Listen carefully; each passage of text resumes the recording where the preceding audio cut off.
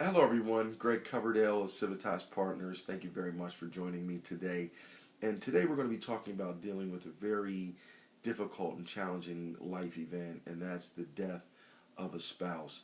It's always challenging when dealing with the death of any loved one, but when it's the death of a spouse, it not only affects us emotionally, but financially also. So when it's time to convert the titling of those assets from a joint name to your name, or from your deceased spouse's name to your name, you want to make sure you go into your financial institution with death certificates. That's the only way that they'll be able to transfer the titling of those accounts into your name. Now, in the event that you have an IRA, you can either keep the IRA intact and kind of convert it to a beneficiary IRA, or you can convert it into your own IRA.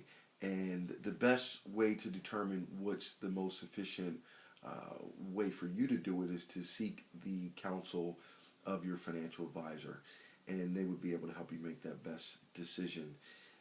Once the assets are in your name and you've changed all the titling, you want to make sure that you adjust your risk tolerance level to reflect your risk tolerance level, not the risk tolerance level of your deceased spouse or your joint risk tolerance level, but your own. And again, your financial advisor can help you to do that as well.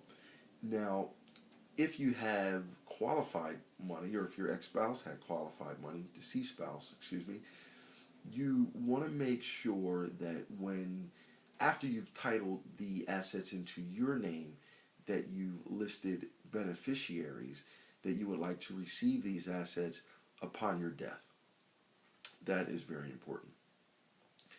You also want to make sure that you contact the Social Security Administration and report the death, because you may be entitled to your deceased spouse's Social Security benefit. So any additional income will definitely help after the death of a spouse, because a lot of times it means less income into the household. So that's important. And the same thing goes for any pensions that your deceased spouse may have been entitled to. You may be entitled to a benefit from those pensions also. And the last thing that I will note today is reworking your budget. There are some things that you may be able to remove from your budget that just, quite frankly, aren't necessary because you're single now. You're a widow, and you want to look at that closely.